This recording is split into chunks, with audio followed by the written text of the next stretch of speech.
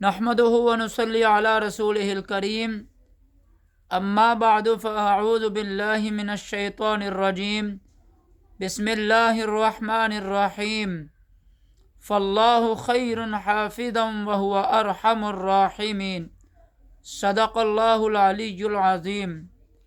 خواتین و حضرات، السلام علیکم ورحمۃ اللہ وبرکاتہ۔ انسان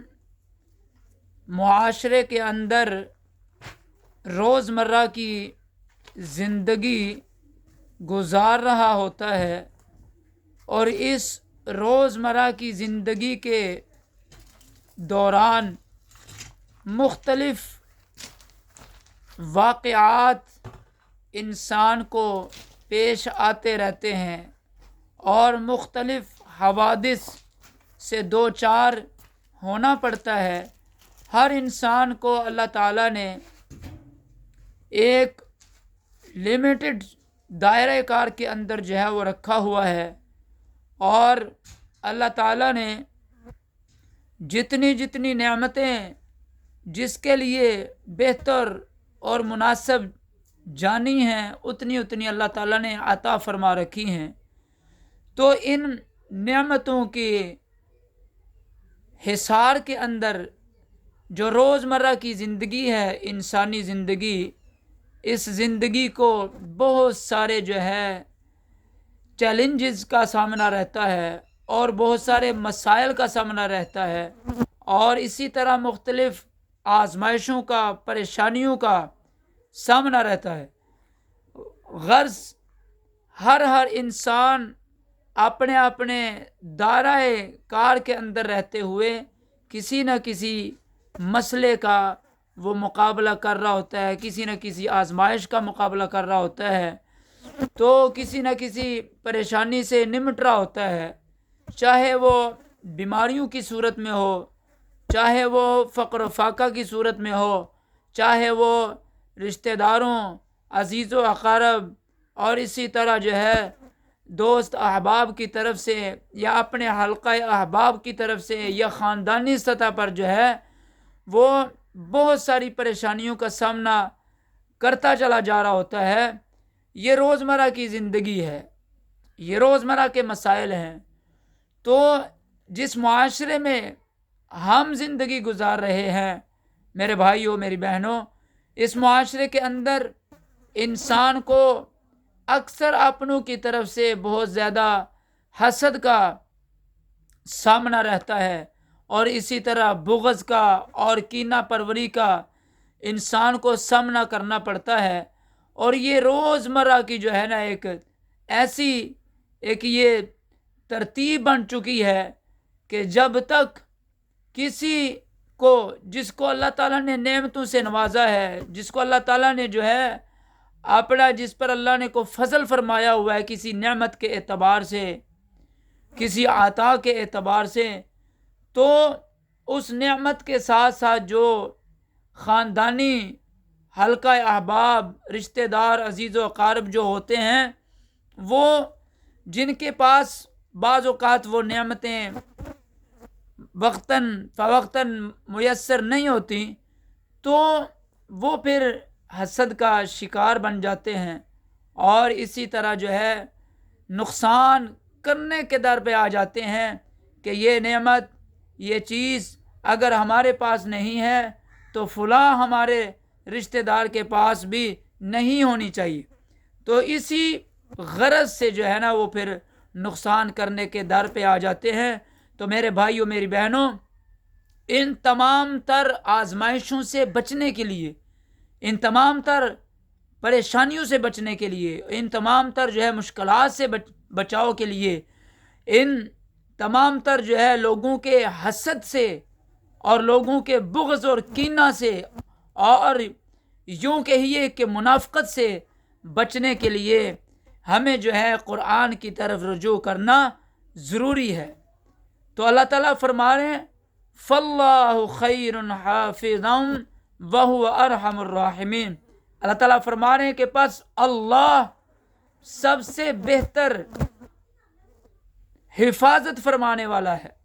فَاللَّهُ خَيْرٌ حَافِظًا، پس اللہ بہتر حفاظت فرمانے والا ہے، اور وہ ارحم الراحمین،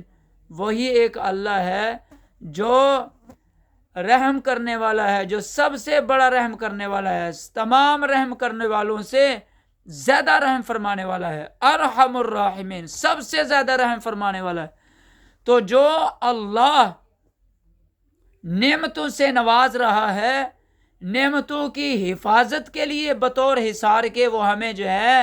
اعمال بھی عطا فرما رہا ہے۔ ایمان کے ساتھ اعمال والی زندگی کو اپنانا یہ لازم الملزوم ہے۔ ایمان تو موجود ہے، لیکن اگر ایمان کے ساتھ ساتھ زندگی کے اندر اعمال صالحہ موجود نہیں ہے تو یقینی طور پر جو ہے حفاظت جو ہے ممکن نہیں ہے۔ اسی لیے اللہ تعالیٰ نے اگر نعمتیں عطا فرمائی ہوں تو پھر ہمیں چاہیے کہ ہم اللہ تعالیٰ کا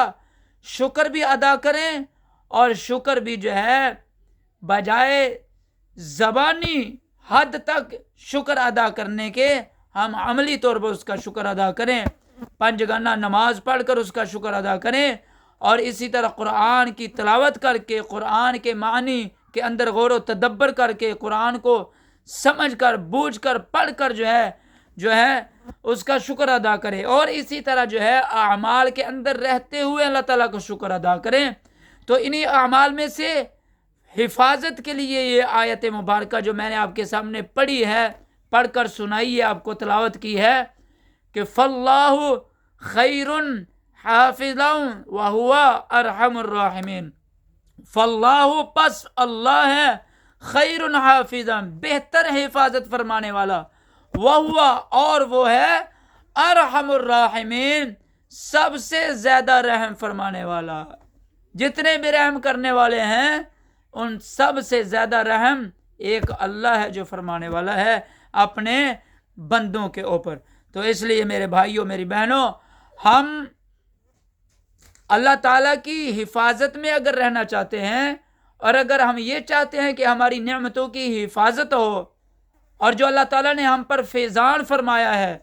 جو اپنے انعامات عطا فرمائے ہیں، کرم فرما رکھا ہے، کسی بھی اعتبار سے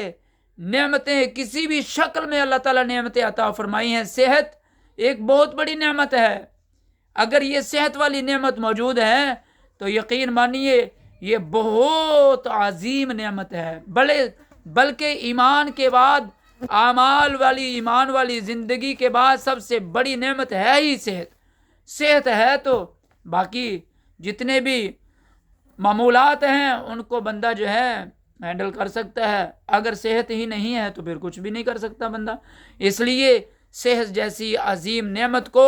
اگر آپ اپنے اللہ کی حفاظت میں دینا چاہتے ہیں تو اس کے لیے ضروری ہے کہ اس آیت مبارکہ کا وظیفہ کیجئے۔ قرآنی وظیفہ ہے یہ، اور یہ قرآنی عمل ہے۔ فَاللَّهُ خَيْرٌ حَافِظًا وَهُوَ أَرْحَمُ الرَّاحِمِينَ۔ روزانہ اس کو 1100 مرتبہ پڑھیے، کسی بھی وقت جو ہے اول آخر درود شریف کے ساتھ پڑھیے، انشاءاللہ اللہ تعالیٰ جو ہے صحت کی بھی حفاظت فرمائے گا،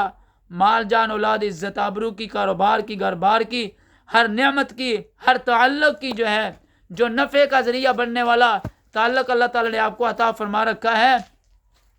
رشتہ داری کی سطح پر، خاندانی سطح پر، اور فیملیوں کی سطح پر، اور اسی طرح حلقہ احباب کی سطح پر جو ہے متعلقین کی صورت میں، متعلقات کی صورت میں جو آپ کو نفع پہنچانے